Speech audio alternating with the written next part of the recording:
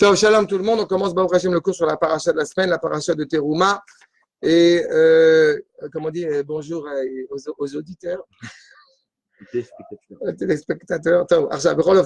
Donc on voit effectivement sur la Teruma, c'est vrai qu'on commence les parachiotes qui concernent l'élaboration du Mishkan. Je rappelle, le Mishkan, c'est le temple portatif, comme on pourrait l'appeler en français.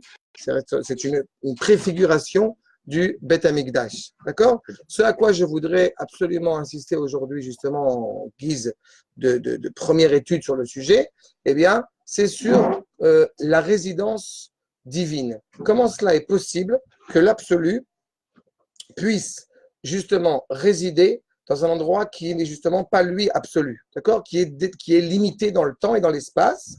On est en train d'essayer modestement d'intégrer une réalité qui nous dépasse. D'accord? Il y a une contradiction évidemment dans les termes.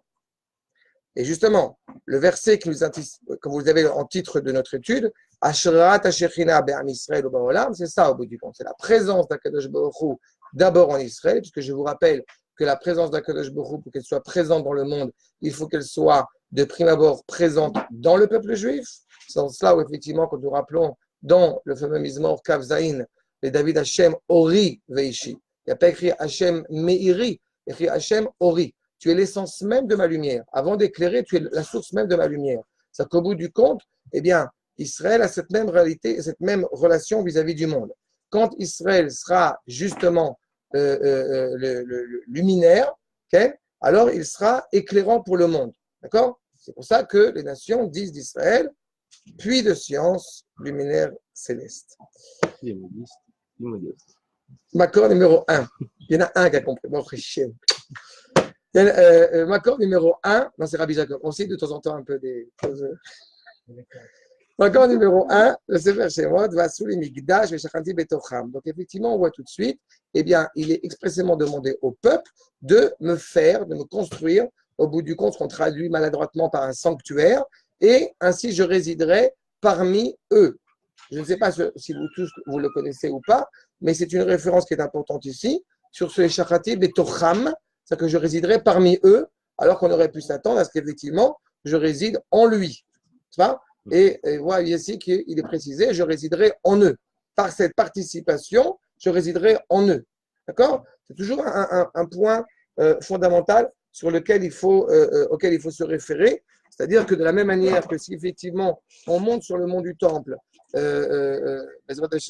et avec un bulldozer pour effectivement balayer l'endroit, il est fondamental que cela aussi implique une volonté du peuple de la résidence divine qui souhaite être révélée sur terre. D'accord? Je rappelle que la sainteté, à la différence de la sainteté du Mishkan, qui, comme son nom l'indique, elle est ponctuelle, c'est-à-dire que justement, il est portatif, puisque à chaque station, parmi les 42 stations que nous allons passer, à chaque fois on le démonte et on le remonte, alors que la sainteté du mont du Temple, la sainteté du Har Moria, elle est éternelle. D'accord? Il n'y a aucune autre sainteté qui ait cette expression éternelle malgré la destruction. D'accord? Arshab, justement, Asu li, nous dit expressément Rashi, Asu li shemi. C'est quand on veut construire le Beth Amikdash, c'est parce que justement, le Mishkan, je répète, préfiguration du Beth Amikdash, quand on veut construire le Beth Amikdash, c'est qu'au bout du compte, on le dit clairement haut et fort, nous voulons que la présence d'Akadosh Baruch Hu soit pleinement révélée sur terre. D'accord? Comme disait Rabbi Nachman de Breslev, sur le fait qu'Akadosh Baruch Hu souhaite l'Ishtashea avec Am Israël. Donc il faut appartenir à la hauteur. Veitem Kedoshim Kani Kadosh. Comme Akadosh Baruch Hu veut le football avec nous, alors il faut qu'on puisse avoir le bon survêtement. C'est-à-dire pas du Qatar.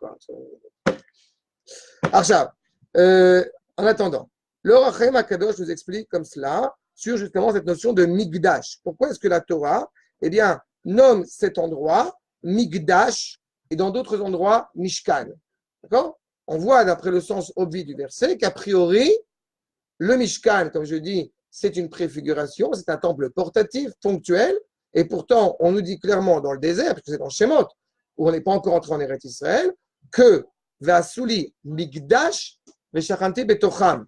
C'est-à-dire qu'au bout du compte, il y a l'évocation du Migdash. D'accord? Eh bien, le roi Chaim Akadosh va justement évoquer cette question. Vous voyez, ligne maintenant numéro 3. Tsarich Ladat, il faut savoir. La Makaru, Mikdash, Vetechef, Chazarbo, Vekaru, Mishkan. Dirtiv, et Tavnita Mishkan. On appelle ça Mikdash, tout de suite on rappelle ça Mishkan. La construction, le plan du Mishkan. Je rappelle que Mishkan, ça vient de Shechina. D'accord la résidence. Ok. Tout de suite, peu de temps après. On parle de Mikdash et tout de suite après, on parle de Teref Omiyat. En un instant, incessamment sous peu. Ok. Il y a les cheptels entre Kedusha et Shekhinah. La Shekhinah est l'expression de la Kedusha. Okay. Mais Kedusha, toutes ces notions-là sont des notions que j'ai souvent eu l'occasion de les évoquer sur Egdesh, Mikdash, Kedosh, Kadusha. Tout ça a un sens bien précis. Pour faire court, tu as une nuance fondamentale entre le sacré et le saint et l'expression de sainteté. D'accord? La notion de sacré, c'est une notion totalement subjective.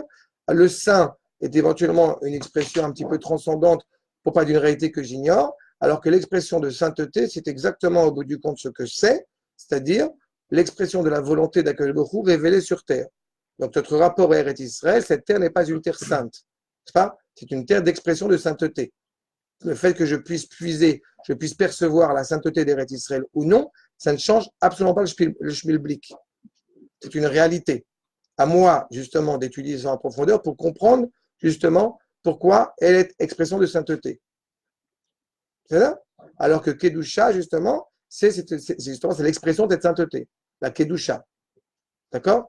Mais quand on dit justement sacré, c'est ce qui se passe dans le monde chrétien notamment, et la vérité aussi dans l'islam, sur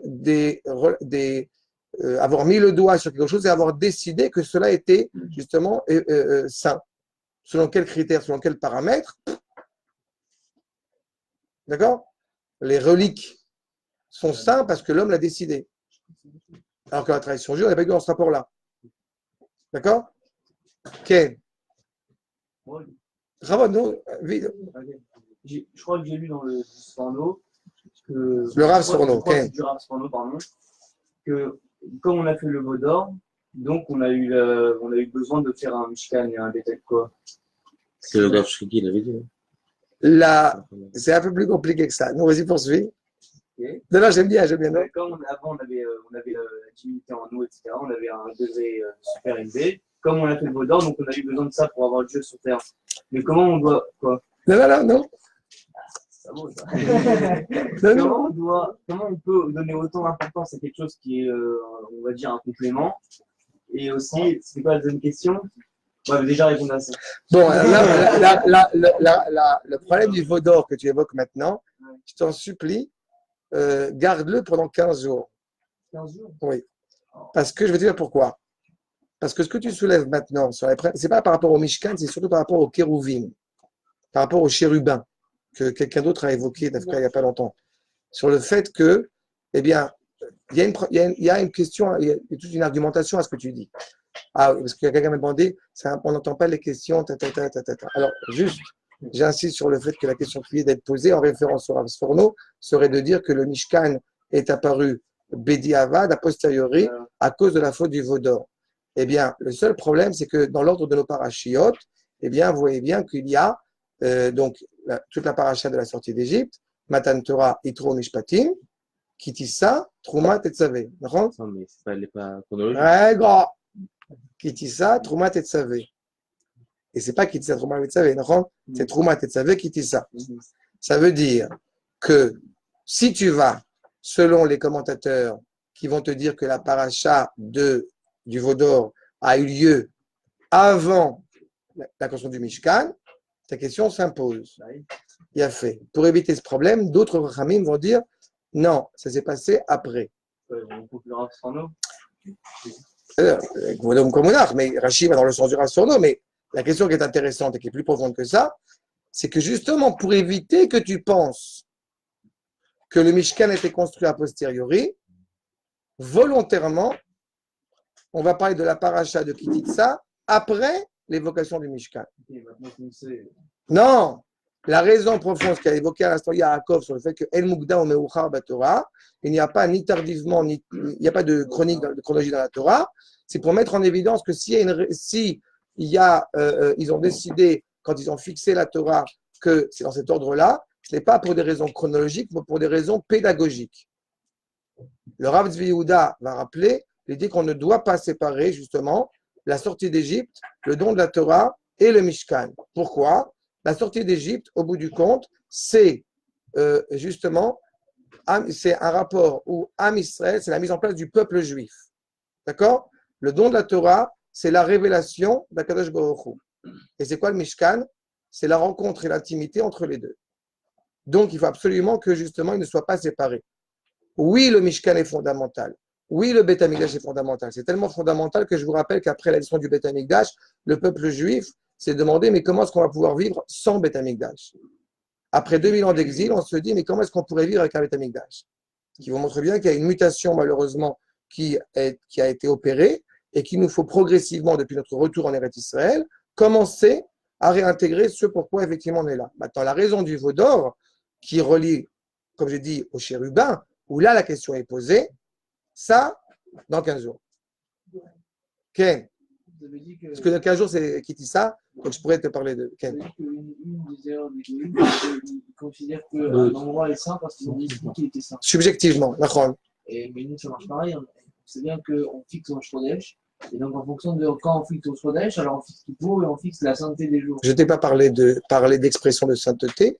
Tu remarqueras par rapport à Rosh Chodesh que tu as évoqué maintenant, mais Kadesh Israël va Chodeshim. Akadosh Baruch Hu a donné la liberté, le droit à Am Israël de sanctifier le temps, de révéler la sainteté du temps. L'espace, pareil. Mais c'est Akadosh Baruch Hu qui, au bout du compte, donne à Am Israël la possibilité de révéler la sainteté inhérente au temps. C'est une notion qui est fondamentale. Non, tu n'as pas entendu ce que je viens de te dire. Je répète.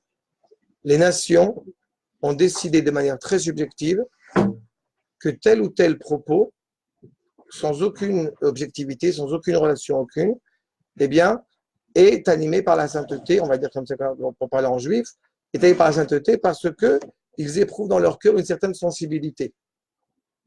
D'accord ? Ça veut dire qu'on va louer énormément de sainteté j'avais parlé de cela, à l'endroit où l'autre il a été pendu, il a été crucifié. C'est-à-dire, donc on embrasse l'endroit où il a été. D'accord ? Parce qu'il est saint, par excellence. Qu'est-ce qui se passe pour la tradition juive ? Je répète le verset qui est bien connu. Hashamaim Lachem va'aretz Natan Ivne Adam. Natan, cela implique que toute la réalité, elle est reliée à Kadosh Baruch Hu. Celle que je perçois et aussi celle que je ne perçois pas. Seulement, Akadosh Baruch Hu te donne la possibilité de révéler cette sainteté. Ça veut dire quoi ? Ça veut dire que quand tu fais telle ou telle date, tu as révélé la sainteté qui est inhérente au jour. D'accord ? Ce n'est pas le jour qui, grâce à toi, a un sens. C'est tu as révélé ce qui était inhérent au jour. On ne pouvait pas sortir un autre jour d'Égypte que le 14 Nissan. Il porte en lui cette dimension-là. Ce n'est pas un hasard si les festivités contemporaines qui marquent et qui scellent l'avènement de la délivrance du peuple juif sont justement entre Pessah et Shavuot. D'accord ? Je rappelle, par la même occasion, on aura l'occasion d'y revenir quand on s'approchera de cette festivité, que pourquoi on ne peut pas sacrifier le Korban Pessah ? Parce qu'on était loin d'Eretz Israël ou parce qu'on était impur. D'accord ? C'est ça les raisons à la base pourquoi on ne peut pas sacrifier le sacrifice de Pessah en son temps. Donc, on peut faire ce sacrifice-là un mois après, le 15 Iyar. Date assez intéressante. D'abord, c'est évidemment la date qui marque la moitié du mois, comme le 15 Nissan. Mais ce qui est intéressant, c'est que justement, le 15 Iyar a deux festivités avant et après, qui sont exactement l'expression de la réparation du non-sacrifice de Pessah. C'est-à-dire la fête qui marque la réparation qu'on était loin d'Eretz Israël, le 5 Iyar, et la fête qui marque la réparation de l'impureté, Yom Yerushalayim, puisque la pureté, évidemment, ne peut se renouveler qu'à Jérusalem. Donc on a Yom HaAtzmaut juste avant et Yom Yerushalayim juste après. C'est-à-dire, tout cela, ça s'inscrit justement dans la contemporanéité de notre temps. C'est-à-dire, on révèle cela. Et Rachamim nous révèle cela. D'accord? Tov. Je poursuis le Rachamim Akadosh. Arshav. Mishkan, Dirtim et Tavdid. Ligne 10. Vénéré. Ki omro ve'asuli migdash, i mitzvat assez. Le fait de faire, vous voyez, tu vois, ce que répond le Rachamim Akadosh sur ce propos. Il clairement définit, quand il nous dit il faut faire un migdash, mitzvat assez, kolelet kol azmanim. Elle implique tout le temps, et asuli migdash, donc c'est une mitzvat assez. C'est une mitzvah qu'on doit faire. Ben bamidbar, ben bekvisatam laaretz. Qu'on soit dans le désert ou quand on rentre en Eretz Israël. Becholzman, sheyu Israël, sham les dorot. Évidemment, là où Israël sera pour toutes les générations. Avant l'avènement du Mishkan, on a le droit de faire un hôtel particulier. À UTEL, pas hôtel. Mais quand on rentre en Eretz Israël, la cohésion du peuple s'inscrit et qui fait que justement, le cœur de la nation hébraïque sera à Jérusalem. Arshav, Vetzrichin, Ayu Israël, Asotken, Afilu Begaluyot. Mais dans ce cas-là, on aurait pu effectivement penser qu'il faut faire aussi cela quand on est en exil. Quand on est une communauté isolée en dehors d'Eretz Israël, alors peut-être là-bas aussi, il faut faire un Mikdash. Comment s'appelle la synagogue? Mikdash Mehat.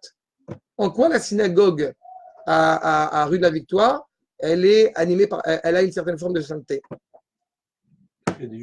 Non.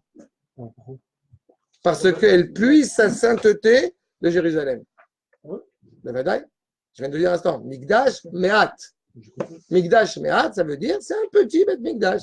Donc ça veut dire que c'est le grand Mikdash, la grande notion de sainteté, elle est à Jérusalem. C'est de là que tu la puises. Et les synagogues d'ici, par exemple, c'est Eretz Israël, le terre d'expression de sainteté.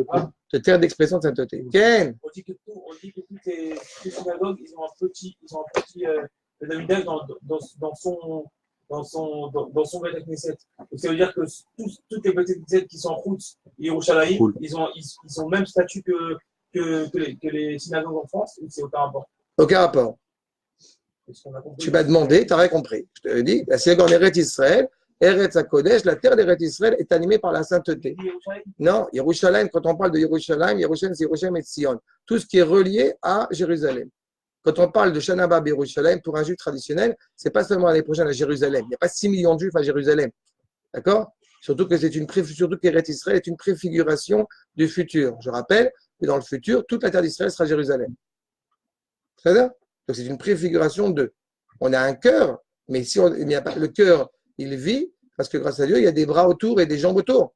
C'est-à-dire, s'il n'y a pas de sainteté au-delà de Jérusalem, très bien, viens, on garde que Jérusalem.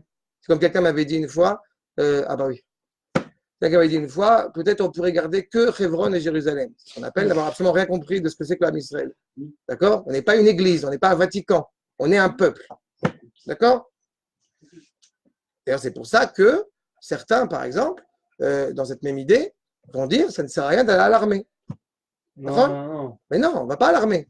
L'armée, c'est matériel, c'est rien de. Je plaisante. Alors, c'est à quel moment que Israël, tout Israël sera considéré comme tout Jérusalem, comme vous avez dit? Une fois qu'on aura fait beaucoup de boulot. Ah, ok, c'est précis. Beaucoup de boulot, ça veut dire que tu vas aller écouter le cours qui n'est pas enregistré encore sur l'avènement messianique sur ma chaîne YouTube. Et n'oublie pas de faire le. Ah, ça, mais je reprends. Afilu bagaluyot.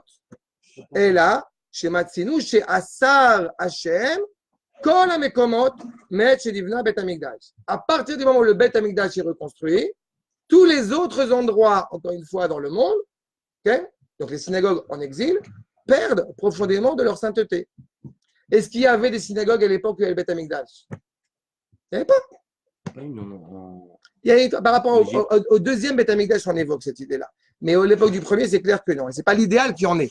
Par contre, il est tout à fait louable que les Juifs se rencontrent, se retrouvent pour prier avec Akadosh Baruch Hu. Mais quand il y a un Bet HaMikdash, tout de suite, ça fait un tremplin d'expression de sainteté. D'accord? Keomro, qui lo be'atem ad ata, el amenucha, ve'el anachala, ve'leze lo amar, vasu mishkan shiye, ve'shema sha'al oto zman levad ne'emra mitzvah zu. Encore une fois, il n'y a pas écrit, vous allez me faire un mishkan, vous allez me faire encore une fois une révélation Genre, vous prenez au bout du compte Dieu avec vous. Il y a un article que j'avais écrit une fois, il y a des années, sur le. Quand le peuple juif est en exil, la Shekhinah est avec lui. Vous connaissez cette phrase? Et beaucoup de gens ont compris de cela que, puisque la présence d'Akadosh Baruch Hu, elle est avec les juifs partout où on est, donc, ça va, tout va très bien. Le seul problème qui m'a turlupiné, si je puis dire, par rapport à ce propos, c'est que c'est celui qui l'a écrit d'abord. Celui qui l'a écrit, c'est Rabbi Shimon Bar Yochai. Premier problème. Parce que Rabbi Shimon, plus sioniste que lui, tu meurs. D'accord? Ça aussi, il faudrait développer pourquoi. Quand on arrivera à Bezrat Hashem, à la Sfirat HaOmer, on aura peut-être l'occasion d'en reparler, et à l'Akba Omer en l'occurrence. Mais le fait est, c'est que quand Rabbi Shimon il dit ça, il dit quelque chose qui est terrible. Et c'est ce qui va être repris par le Chidush Gittin du Maharal de Prague, en disant justement que quand le peuple juif est en exil, la Shekhinah est avec lui, elle aussi, en exil de Shekhinah. La présence d'Akadosh Baruch Hu est en danger. C'est-à-dire? Et quand est-ce que justement elle retrouve sa place? Eh bien, elle retrouve sa place royale. Dira le Maharal, quand le peuple juif se libère, c'est comme s'il libérait du même coup la présence d'Akadosh Baruch Hu, qui elle aussi était emprisonnée. D'accord? C'est ce qu'on pourrait traduire, pour faire court, encore une fois, mais c'est ce qu'on pourrait traduire par l'idée qu'effectivement, pendant 2000 ans, les Juifs ont tué Dieu. Et désormais, Dieu est en train de, entre guillemets, de revenir. Pourquoi? Parce que le peuple juif revient chez lui. D'accord? Je vous renvoie au Concile 2, pour ceux que ça intéresse, en profondeur. Mais d'accord? Donc c'est ça au bout du compte. Je vais parler de la mère du Rav Kook, d'accord, avec dans le bateau. C'est ça? Non? La mère du Rav Kook qui rencontre des bonnes sœurs et que lui dit pourquoi vous partez en Israël et que les bonnes sœurs elles lui disent parce que notre Dieu est enterré là-bas. C'est-à-dire, et toi pourquoi tu y vas? Parce que mon Dieu vit là-bas. D'accord? עכשיו, ואחר שציווה דרך כלל אמר פרט הנעשה במדבר שאינו מקום לבנות בו בניין אבנים שיעשה משכן כסדר האמור. Notre objectif n'est pas de vivre dans le désert. Notre objectif n'est pas de vivre dans une réalité qui serait justement déconnectée de la réalité. C'est ça? Dans ce cas-là, on pourrait, c'est ce qui s'est passé avec Enoch. On pourrait vivre dans un monastère, je vous dis, et puis ne pas fonder de famille, et puis ne pas s'occuper de sa famille, ne pas travailler, c'est une solution. Sauf qu'Akadosh Baruch Hu ne le veut pas. D'accord? Archav. Donc, il y a une mitzvah, clairement, au moment où on va, vous voyez, qu'il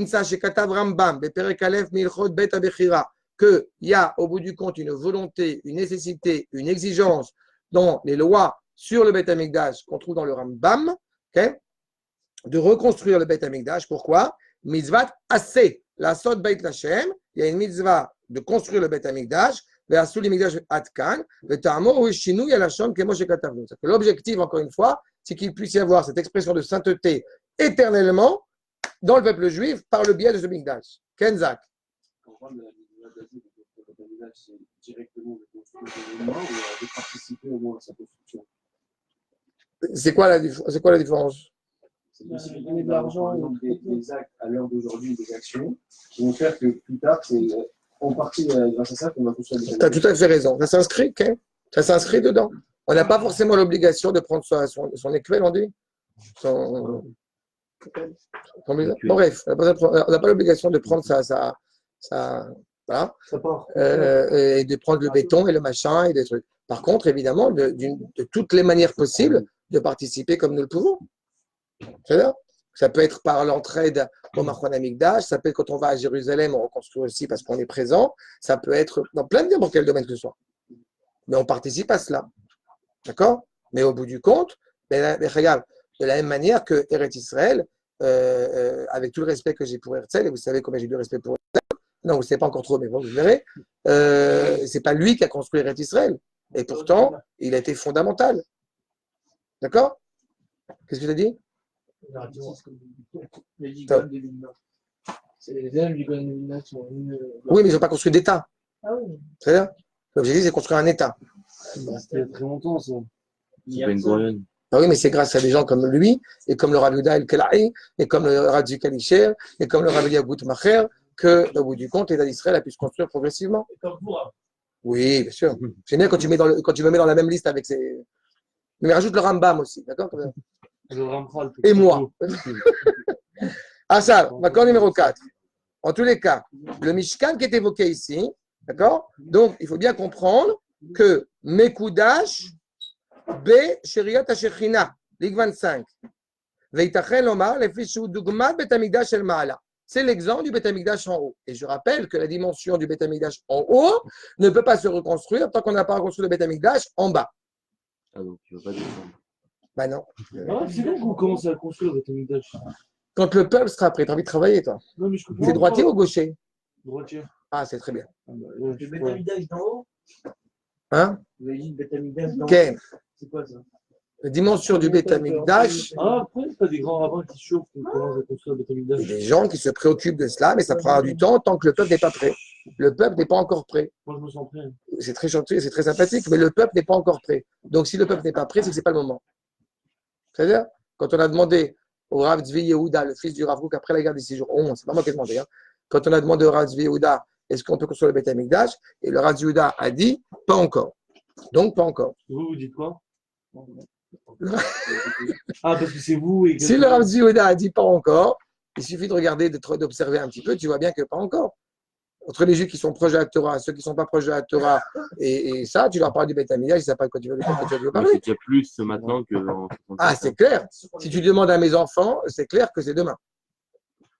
Enfin, même si ce n'est pas demain. Mais parce qu'ils sont frères. Puis en plus, ma fille, elle est dans un Gan Chabad. Donc, Beth Amikdash, malheureusement, c'est. Mais pas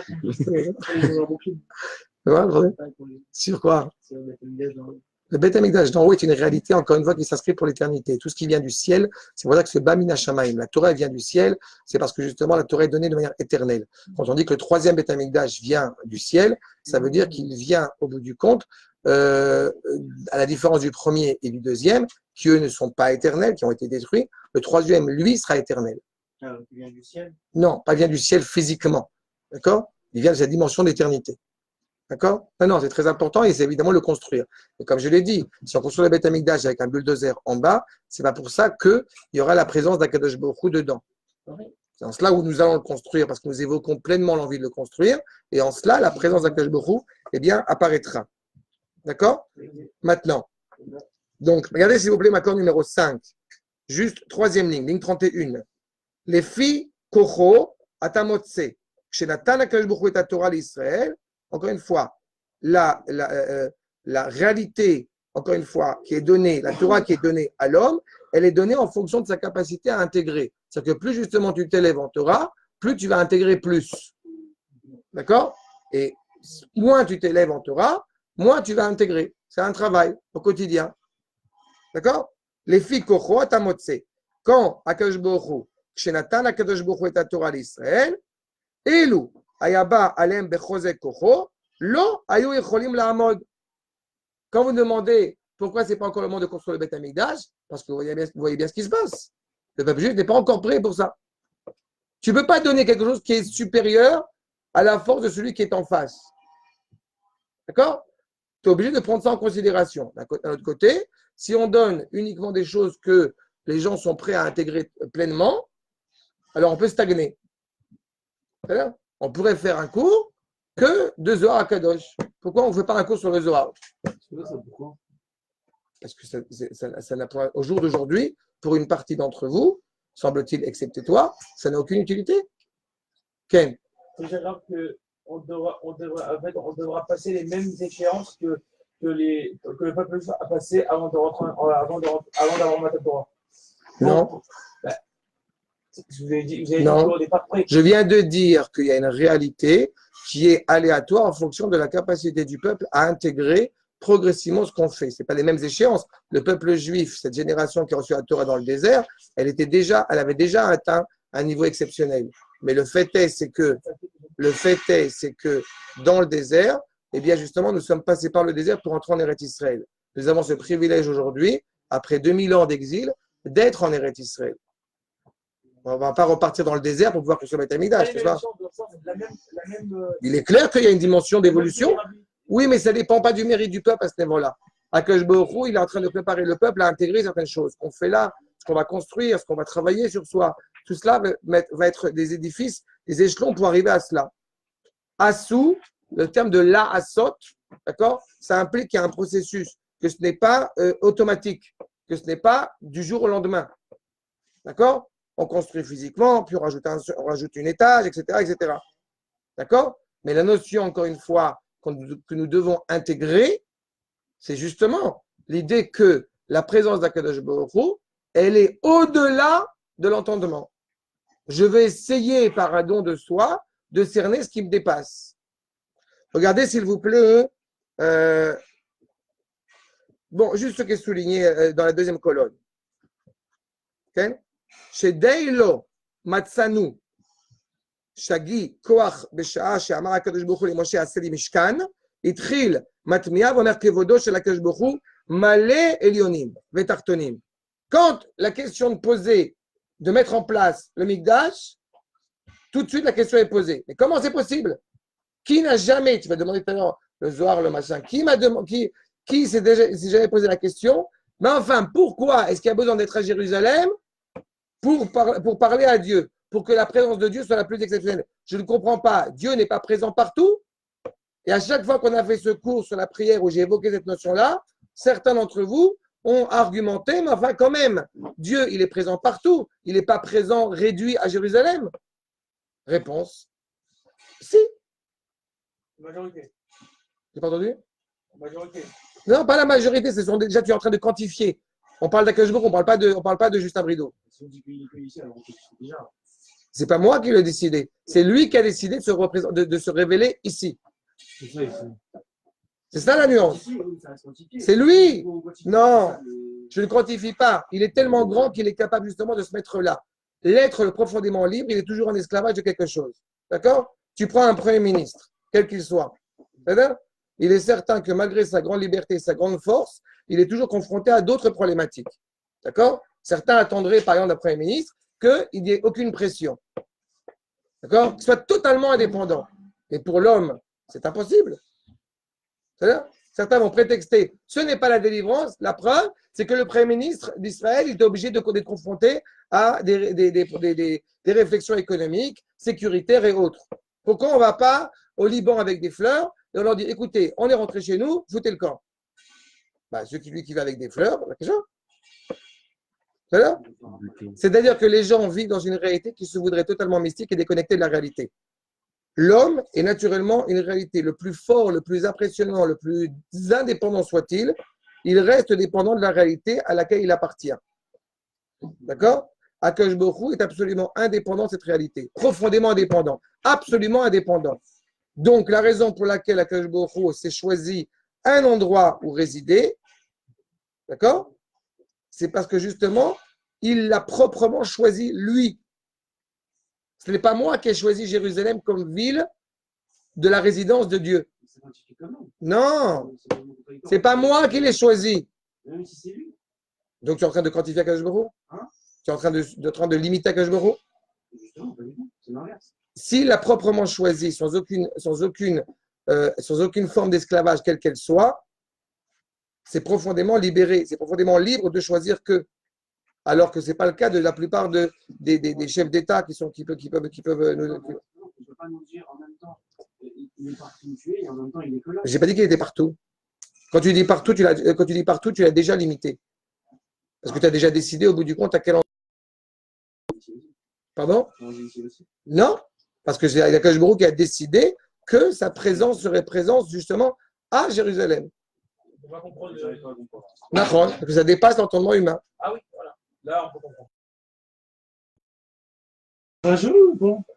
Je ne sais pas ce que c'est Isra. La réalité, c'est que tu vois bien encore justement que ça dépasse. La réalité, c'est vrai. Le fait même qu'il y ait au jour d'aujourd'hui une mosquée sur le mont du Temple, c'est-à-dire, et que beaucoup de décisionnaires émettent l'idée qu'on ne peut pas monter sur le mont du Temple. Pourquoi? Pas parce qu'il y a une mosquée, pas parce que c'est dangereux, parce qu'il y a que des Arabes.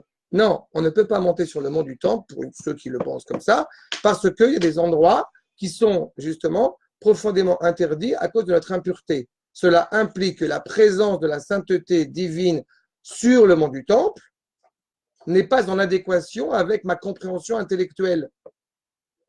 D'accord? Et justement, il n'y a plus rien là-bas. Il n'y a pas de Beth Amikdash, il n'y a rien.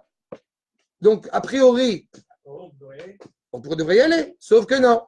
Parce que la réalité de la sainteté qui est inhérente à cet endroit, elle n'est pas corrélaire à l'être humain. Elle est décidée exclusivement par Dieu.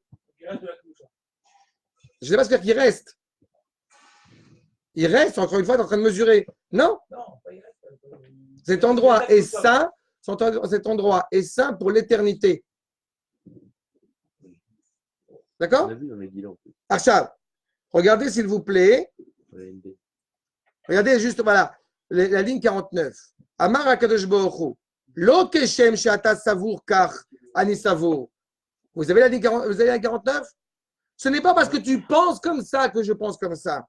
Et là, Esrim Karesh Batsafon, Esrim Badarom, toutes les limites, encore une fois, ceux qui ont déjà lu la paracha s'en sont rendus compte, toutes les limites du Beth Amikdash, elles sont toujours dites de moitié. Pourquoi de moitié? Pourquoi c'est 2,5? Pourquoi? Parce que tu dois avoir au bout du compte toujours l'évocation que tout ce que tu vas servir, que tout ce que tu vas essayer de révéler de Dieu, c'est incomplet.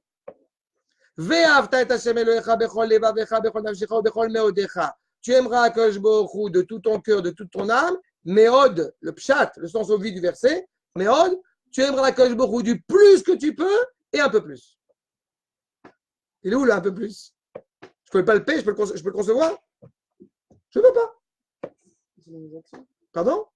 Fais tout ce que tu peux pour Akadosh Baruch Hu, pour qu'Am Israël puisse, pour que la présence d'Akadosh Baruch Hu. C'est-à-dire?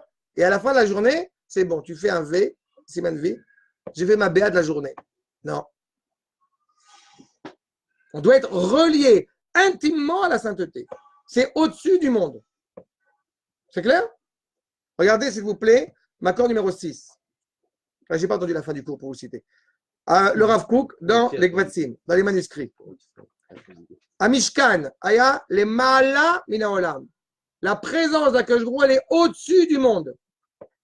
Encore une fois, c'est quantifié. C'est très important pour que vous compreniez ça. C'est quantifié quand, encore une fois, j'ai réglementé la présence d'Akadosh Baruch Hu dans une réalité matérielle, terrestre. Mais la présence d'Akadosh Baruch Hu, elle provient justement de l'éternité, au-dessus du monde. Il est tellement au-dessus du monde qu'il s'est choisi un endroit pour résider. Mais il est au-dessus de cette réalité. Pourquoi c'est parce qu'il est au-dessus du monde? Pourquoi il a choisi cet endroit? Dans ce sens-là, je peux le comprendre.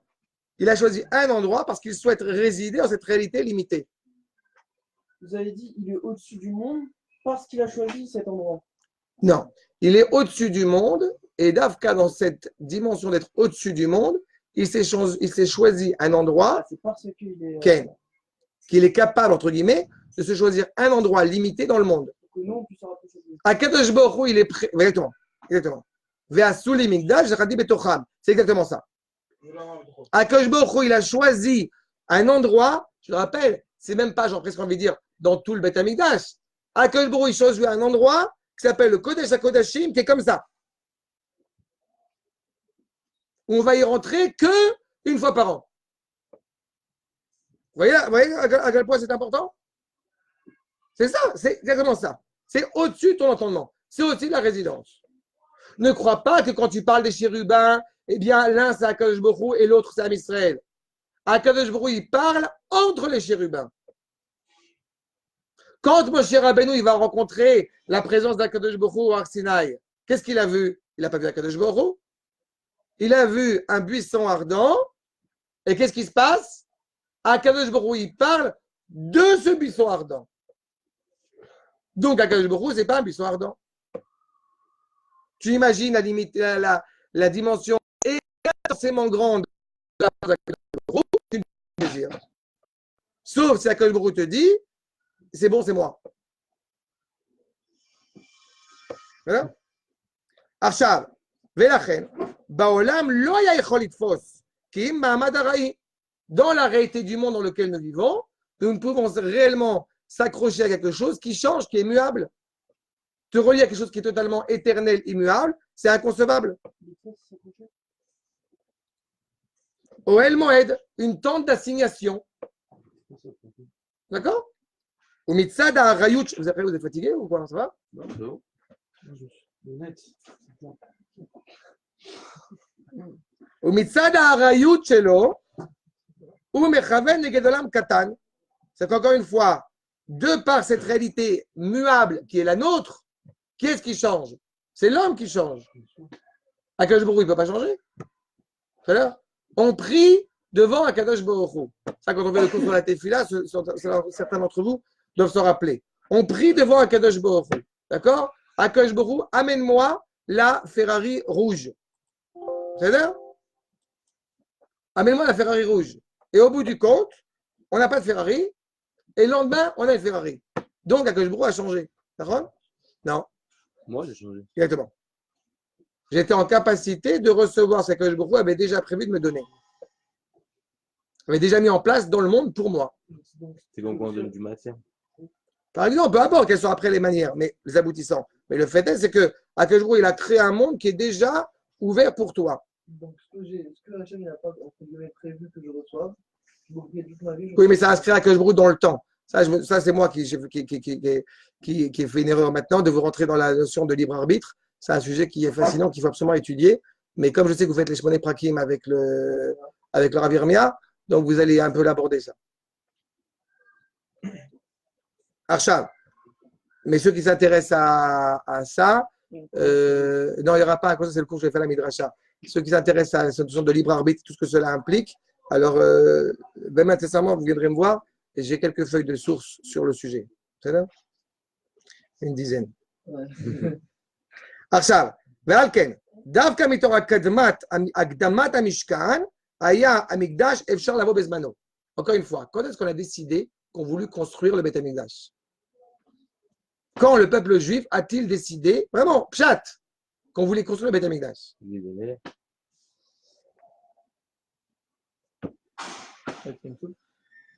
Où ça? D'accord, mais quand, à quel moment? Zé, Eli, Vadveo. C'est quoi Névé? Névé, c'est un adjectif qui parle d'esthétique. Un des noms du Beth Amikdash, vous savez, c'est Névé Shanan. Mais ça veut dire qu'au bout du compte, c'est vrai. Non, mais Orvishwa, c'est Kodesh Kodeshim. C'est encore autre chose. Mais Neve Sha'anan, c'est un des noms. D'accord? Quand on dit Zé Eli Vadveo, le Ham Israël souhaite, il voit Akadosh Baruch Hu qui a ouvert la mer, et le Ham Israël à ce moment-là, qui a rencontré Akadosh Baruch Hu, il veut conserver cette intimité, cette rencontre absolue entre le Créateur et la créature. À ce moment dans l'espace, il veut la conserver. Il ne peut pas la conserver. Parce que, encore une fois, l'homme est muable. Donc, Akadosh Baruch Hu nous dit clairement, l'endroit, Amakom Asher Efrar, ce que j'ai dit tout à l'heure exact, l'endroit que je vais choisir, cet endroit-là où justement vous pourrez garder intact ce qui est hors norme, hors temps, hors espace. C'est pour ça que Jérusalem, je répète, n'est pas la capitale d'Israël. C'est la capitale du monde par le biais d'Israël. On ne parle pas de Jérusalem comme on parle de Paris. D'accord? On parle de Jérusalem en comprenant que notre aspiration, c'est Beit Tefila Tiel et Kol Ha'amim. C'est une maison de prière qui sera où tout le monde entier pourra se tourner vers lui en reconnaissant de prime abord Israël. Vous voyez la notion? On est hors espace, on est méta-espace. Il fallait cette préparation dans le désert pour intégrer cela, pour quand on rentre en Eretz Israël et quand il y a une cohésion du royaume, c'est-à-dire à l'époque de David, d'accord, que justement le Beth Amikdash est constructible. D'accord? Et David n'a pas construit le Beth Amikdash, comme vous savez, puisque sinon il aurait été indestructible. D'accord? Puisque David Amelech, la grandeur de David Amelech aurait fait qu'évidemment, au moment où le peuple aurait fauté, alors on aurait dû détruire le peuple plutôt que de détruire le Beth Amikdash. Comme avec Moshe Rabbeinu. Ça, ce que je viens de citer maintenant, c'est le Rav David Kimchi, et Moshe Rabbeinu, c'est le Rav Chaim Adouche qui rappelle ça. Et je rappelle que, bien entendu, que la raison pour laquelle David n'a pas construit le Beth Amikdash, c'est parce qu'il aurait été indestructible si, effectivement, il l'avait construit. D'accord? Et je répète, c'est la seule raison pour laquelle David Amelech n'a pas construit le Beth Amikdash. Ken? On dit pas que. Non, c'est à la derrière comme ça. On dit pas question. qu'il y a aussi comme quoi, comme le Yémer, il a fait la guerre, on dit pas que. Voilà. Donc, je répète, c'est la seule raison pour laquelle David Amelech n'a pas construit le Beth Amikdash, c'est parce que, effectivement, le Beth Amikdash aurait été indestructible. Je reprends la question, je reprends la réponse. La seule raison. Alors, pourquoi on dit que c'est parce qu'il y Mais vous avait êtes des sûr que c'est la seule raison? Pardon? Ça vient, pourquoi on dit que c'est parce qu'il y avait des Je ne sais pas. Le Midrash dit Pourquoi c'est une bêtise, que c'est le sang que tu as versé, c'était des sacrifices à mes yeux. C'est-à-dire? Que tu es les D'accord, mais alors pourquoi Tu peux expliquer ce que je veux dire? Non, pas c'est quoi. C'est un sujet à part entière. Je vous donne une réponse. Si tu veux étudier ça en profondeur, tu vas aller lire la brochure qui a été publiée en souvenir du Rav Bénédicte, c'est-à-dire la première. Tu vas regarder là-bas avec. Tu vas demander à quelqu'un de la Yeshiva la revue. J'ai oublié le nom de la revue, mais en tout cas la revue en souvenir, en mémoire du Rav Bénédicte, et avec là-bas un article très important qui a été composé, écrit par le Rav Zini sur la raison pour laquelle effectivement, David Amelech n'a pas construit le Beth Amikdash. D'accord? Alors, donc, au bout du compte, par ce biais-là, et uniquement parce que nous avons pleinement saisi cela, eh bien, c'est en cela où, justement, le Beth Amikdash est possible. Où, justement, la pierre qui est mise en place, eh bien, est évoquée. Je voudrais insister sur deux points. Je ne pense pas qu'on aura le temps de finir, malheureusement, mais ce n'est pas grave. Le Rachel Akadosh te dit comme cela. Veshachanti betocham, lo amar betocho, voilà la question qu'évidemment qu'on se pose souvent. Lo shachanti betocho, lo amar shema comme asher yagdishu leshrono, iye betor ben Israël, shiakifu amishkan be arbat galim. Comprenez bien cela. La volonté profonde n'est pas qu'Akadosh Baruch Hu réside justement dans ce temple, dans ce sanctuaire. On ne va pas là-bas pour rencontrer au bout du compte l'expérience religieuse, divine, spirituelle. Non. On veut qu'Akadosh Baruch Hu, justement, soit pleinement présent dans le peuple. C'est en cela où c'est Shachanti Betocham. On aurait dû dire présent en lui, Betocho, et pourtant c'est écrit Betocham. Pourquoi? Parce que justement, la grandeur de l'expression de sainteté, c'est quand justement le peuple, dans sa grande cohésion, eh bien, est présent avec sainteté en Eretz Israël. D'accord? C'est en cela où justement c'est important. Achav, Ot Betocham, l'amour qu'on a à l'égard d'Akadosh Baruch Hu, eh bien, au bout du compte, accompagné de la mise en acte, évidemment, parce qu'un amour qui ne serait pas mis en acte serait totalement problématique. D'accord? C'est comme par exemple quand le mari il est rempli d'amour pour sa femme. C'est-à-dire? Mais par contre, dès qu'elle va acheter une robe, un bijou, une nouvelle vaisselle et une fleur, alors non, écoute, non. C'est-à-dire? Quand vous allez vous marier, vous allez comprendre. C'est-à-dire? D'accord? L'idée qu'effectivement, quand on aime sa femme, alors on est prêt à s'investir pour cet amour. C'est-à-dire? Bon, c'est un peu la même chose. Quand on aime Akadosh Baruch Hu réellement, on s'investit pour cette relation. Et en cela, justement, eh bien, cette relation de désir, contribuer à l'acte, permet à la présence d'Akadosh Baruch Hu d'être présente en nous. D'accord? Il y a certains qui vont dire que le Beth Amikdash n'est pas construit par des pierres, il est construit par des larmes. Je cite Abraham Fried, évidemment. Le Beth Amikdash est no banouï ba'avanim, et là bedmaos. C'est sympathique comme chanson, mais ce n'est pas suffisant. C'est une chanson. Construire le Beth Amikdash, c'est concret. D'accord? Achav. Pourquoi est-ce qu'il y a écrit Veshachanti, qui est dit a priori au passé? On aurait dû dire Veshachanti, on a dit Veishkan. Justement, pour comprendre cela, regardez s'il vous plaît, Makor numéro 8. Aeven Azot Asher Samti. Cette pierre que j'ai mis, la pierre philosophale, la pierre angulaire. La pierre qu'on parle, c'est la Edout. On a parlé de. Avant même, on est déjà à l'époque d'Avot. Mais c'est clair que tu as raison. C'est la pierre, justement, où a été ligoté Yitzhak. C'est la pierre, l'endroit où a rêvé Yaakov. D'accord? C'est-à-dire que de cet endroit-là, qui est le cœur de l'humanité, il s'avère que cette origine, vous voyez, je reviens à ce que j'ai dit tout à l'heure, le monde, je rappelle, a été construit à partir de la poussière de Jérusalem. Il y aura Baït, non? Ça veut dire que quand effectivement Akadosh Baruch Hu a créé le monde, il a formé d'abord Arabait et Yerushalayim, et le monde après autour de lui. C'est-à-dire, il y a certaines versions qui disent qu'il a créé d'abord l'Algérie, mais ça, je ne sais pas, c'est pas sûr. C'est-à-dire, c'est Oran. D'abord, il a créé Oran, après. Non, mais c'est effectivement, c'est fondamental.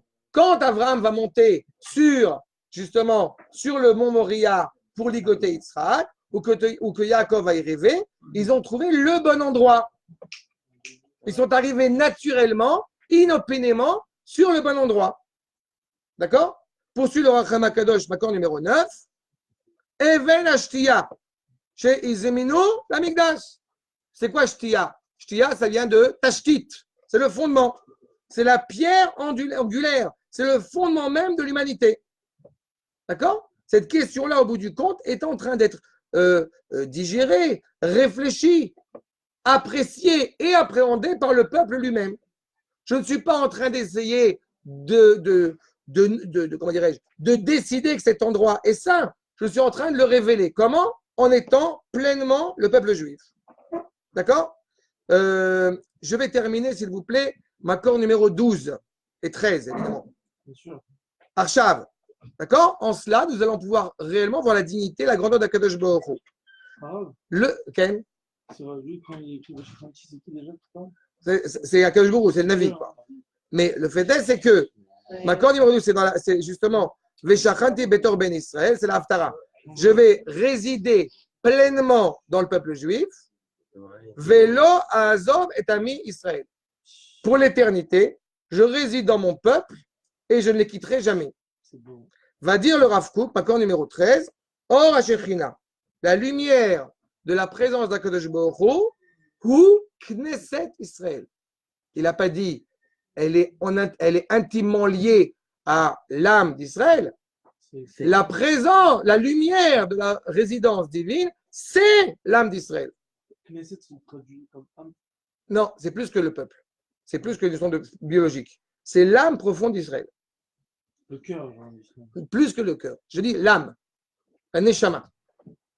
Aïdéal Israéli. Ashura. Baouma Kula. L'idéal du peuple juif réside dans la nation tout entière.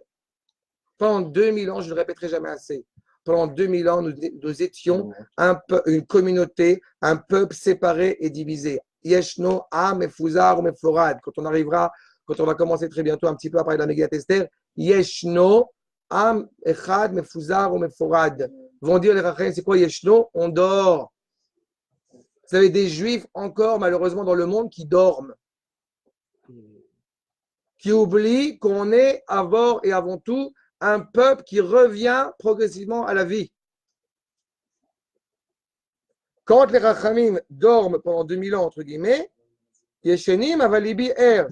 Ils sont endormis, mais ils sont constamment réveillés pour faire avancer le processus de la Géoula, pour faire avancer le processus de la présence d'Akadosh Baruch Hu dans le monde. La question qu'on nous posera à la fin des temps, c'est si Pita et Yeshua, qu'est-ce que tu as fait pour faire avancer le processus? D'accord?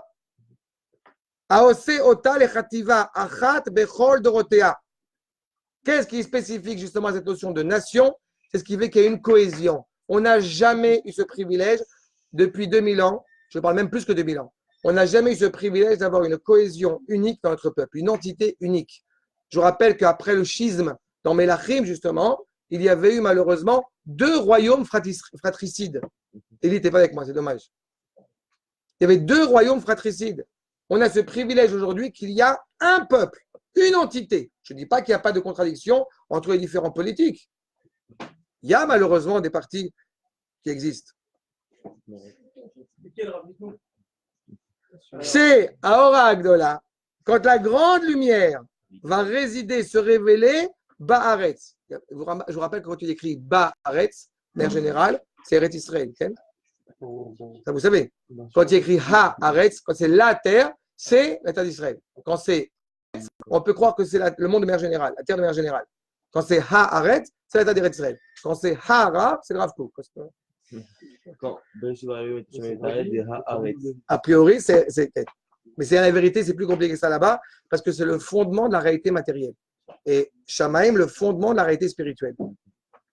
עכשיו, מתגלה בחיים המעשיים, השכליים, הכל מתברך, est en train de prendre forme dans les actes, dans la dimension intellectuelle. Tout cela, encore une fois, est choyé et prend tout son sens. Vous avez expliqué ça, il me semble, dans la paracha de Yitro. Le respect du père et de la mère, il n'est pas du côté des mitzvot entre l'homme et son prochain. Il est du côté des mitzvot entre l'homme et Akadosh Baruch Hu. Le fait de ne pas assassiner qui est dans les 10 paroles. A priori, tu ne vois pas le chidouche. On sait très bien que ce n'est pas bien d'assassiner. Non. Tu dois comprendre que ne pas assassiner, c'est quelque chose qui s'inscrit dans le rapport, au bout du compte, absolu à Akadosh Baruch Hu. Ce n'est pas seulement parce que ce n'est pas bien dans une société établie de ne pas assassiner. Ce n'est pas bien pour mettre en place le projet divin. Si tu manques de respect à ton père ou à ta mère, eh bien, cela veut dire au bout du compte que tu n'as pas saisi pourquoi tu respectes ton père et ta mère. Je peux respecter mon père et ma mère parce qu'ils sont sympathiques avec moi. C'est ce qu'on pourrait attendre. Et s'ils ne sont pas sympathiques, du coup, je vais leur manquer de respect. Mais comme enseigne une fois le Rav, il n'y a pas écrit tu respectes ton père et ta mère s'ils sont sympathiques, s'ils se comportent bien avec toi. Il y a une mitzvah de respecter son père et sa mère. Point. Mais qui s'inscrit dans le respect que l'on a pour Akadosh Baruch Hu. À cela, je vous renvoie évidemment à la halakha bien connue. Si jamais votre père ou votre mère vous dit amène-moi un verre d'eau Shabbat et allume la lumière dans la cuisine par la même occasion, tu amènes le verre d'eau et tu n'allumes pas la lumière. On fait une mitzvah parce que Hachem nous ordonne et pas parce qu'on la kiffe. Exactement. Ligne 51, la fin, je vais souligner. Aolam umlo mitromem. Le monde entier s'élève. Pourquoi? Parce que la présence d'Akadosh Baruch Hu vit. Asuli Migdash Veshachanti Betocham, il y a un peuple qui vit. D'accord? On mange à la yeshiva. On n'est pas constamment dans le Beth Midrash en train d'être spirituel. On vit. D'accord? On mange bien même. C'est bien. On va éviter le- Enfin, ça fait de la pub en même temps. On mange très bien. Il y a du saumon fumé. Non, c'est pas vrai. Atlalim, Et du pain Otsrim Bekirbam, Shefat Beracha. C'est les ombres. La réalité un petit peu justement opaque qui nous empêche de voir cette lumière profonde. Ruchot, pardon, 53. Vekshamim koyim betocham miniyut chaim ve'oz. Il y a plein de réalités dans le monde qui nous empêchent de voir ça. Par exemple, il y a la pnimia qui est en bas, l'internat, où on dort. Alors parfois, il y a une opacité, il y a une sorte de mur dur, opaque, qui nous empêche de prendre les escaliers et de monter. D'accord? Parfois. Mais ça, donc il faut, hop, être conscient que derrière ce mur opaque, il y a la lumière. Hein? Derrière sous l'oreiller, sous la couette, il y a une âme qui vibre. Kol Chai Rouchani, Elion Vetarton Mitaden. Toute réalité spirituelle supérieure et même inférieure, même sur terre, est en train de s'adoucir. Vous voulez réellement être accompli en tant que juif, eh bien justement, c'est fondamental que d'un côté vous fassiez du sport avec Nissim et de l'autre côté d'être au Beth Midrash. C'est ce qu'on appelle un corps saint dans un esprit d'expression de sainteté qui n'a jamais été chez les bouddhistes. C'est-à-dire alors que c'est le Bouddha. Mais au contraire, c'est l'inverse. Sauf qu'eux, ils ont dit un corps saint dans un esprit saint. Et nous, on parle de l'idée justement que l'esprit, il est naturellement animé par la sainteté et il souhaite révéler la sainteté inhérente à ce corps. Donc, ça demande un adoucissement perpétuel. Je vous rappelle quand même que dans le Beth Amikdash et la présence d'Akadosh Baruch Hu que j'évoquais tout à l'heure, au bout du compte, le Ham Israël, dans sa grande majorité, il ne le voit jamais, si ce n'est éventuellement 3 fois par an. Et à Sukkot, même on soulève la parochet pour voir l'Aaron Abrit. Mais ça veut dire qu'au bout du compte, selon un Midrash, en tout cas selon l'Yerushalmi, mais c'est-à-dire qu'au bout du compte, le Ham Israël est présent et conscient de la présence d'Akadosh Baruch Hu sans réellement l'observer au niveau de l'œil. Mais il la voit bien qu'elle prend d'Akadosh Baruch Hu. On voit bien l'abondance, on voit bien la vitalité, on voit bien la bénédiction qui est présente en Israël. Le peuple, encore une fois, reprend vie. Dans une statistique, je vous rappelle, qui a été faite il n'y a pas si longtemps que ça, parmi les pays les plus heureux au monde, Israël fait partie des 10 premiers. Ça va? Je ne vous ai pas dit où se trouve la France. Mais loin derrière. Le premier, c'est Suède. Évidemment qu'elle est loin derrière, la réalité. Encore une fois, je ne parle pas de la problème de richesse. C'est vrai, je ne parle pas des problèmes de richesse. C'est pas ça la question. Encore qu'Israël est bien placé. Mais c'est pas ça la problématique. Quand on parle d'un homme qui est heureux, c'est un homme qui a une sérénité. D'accord? Premier. Pardon? Danemark. Premier. Je sais plus. Danemark. Non, C'est pas bon. La Mongolie. Les États qui sont d'Afrique économiquement très riches, les États qui sont économiquement les plus riches ne sont pas forcément les plus heureux. Il faut sortir de ce carcan-là. D'accord? Arshab, en tous les cas, très bien, je termine. Vemitmale higeyon shel shira vechedvat noamim est en train de se remplir un chant agréable d'amour. Je n'aurais pas rigolé comme ça, mais je vais vous dire un truc que j'ai souvent évoqué. Tant que vous êtes convaincu que le rapport au mitzvah est un rapport au bout du compte extérieur à moi, vous ne pouvez pas toucher encore la quintessence de ce qu'on est en train d'évoquer maintenant. On parle d'un amour inconsidérable à l'égard d'Akadosh Baruch Hu, à l'égard de la Torah. Pour beaucoup encore, peut-être pour des raisons sociales, c'est-à-dire la langue qui n'étant pas votre langue, entre guillemets, sociale, alors ça reste un rapport comme ça extérieur. Mais plus vous allez comprendre l'hébreu, la Torah, la discussion qu'on entame ensemble, plus vous allez commencer à percevoir cette dimension-là. Mais ça demande un travail colossal. Mais vous avez la possibilité et la capacité à le faire. C'est en cela où Akol, à l'aise, mais sa mère, si je te dis, sois joyeux ou je t'éclate la tête, ben, tu ne vas pas être joyeux. Très bien? Pourquoi tu pleures? Mipne shekneset Israël nachta leashra be'ara. Parce que l'âme d'Israël a repris, encore une fois, la place qui lui revient de droit. L'idéal national éternel. L'idéal aleumi anitzri. Mihod mekoro Eloi. D'où provient-il cet idéal? Il provient de la merveille qui lui a été enracinée, si je puis dire, par Akadosh Baruch Hu lui-même. D'accord? Ashochen b'Israël, qui est présent en Israël. Je vous rappelle les propos en hébreu, Jean-Paul Sartre, en français, Jean-Paul Sartre, sur le fait qu'à sa différence de lui, c'est l'essence précède l'existence. Tu es juif avant même de donner sens à ton identité. Tu appartiens à cette grandeur, tu appartiens à cette sainteté avant même de la révéler, de la réaliser. Tu apprends à t'y relier, mais tu es déjà relié à elle. Amekusharim nishmatam ametzurtzacha, dofek au poème, le cœur est en train de battre. Umiko galim bayam achaim, malgré, encore une fois, les vagues de la réalité qui se passent. Eh bien, on est conscient au bout du compte que tout va aller, encore une fois, en grandissant. L'expression de sainteté va s'agrandir. C'est pour ça qu'à la fin des temps, on parle d'élévation supérieure de la réalité. Akol mitbarech, akol mitnaseh, tout s'élève. Baruch Hashem Elo Israël mina olam v'ad haolam. Akadosh Baruch Hu est présent au bout du compte du début du monde jusqu'à la fin du monde. D'accord? De toute la réalité. C'est en cela où effectivement il y a lieu de parler de la présence d'Akadosh Baruch Hu en nous parce qu'elle se révèle progressivement. Mais la capacité à révéler la présence d'Akadosh Baruch Hu il y a 2000 ans et aujourd'hui, elle est évidemment plus la même. Et elle est d'autant plus intense et d'autant plus forte aujourd'hui qu'elle ne l'a été pendant 2000 ans. Même si on n'en est pas conscient.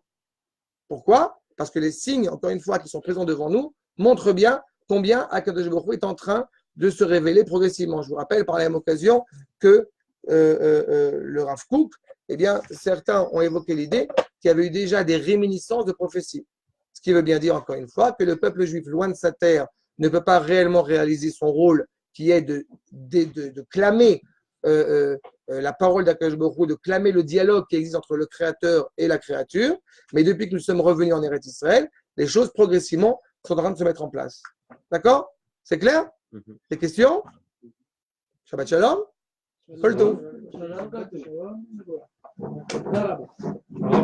Besimcha. Oui, mon frère, vas-y.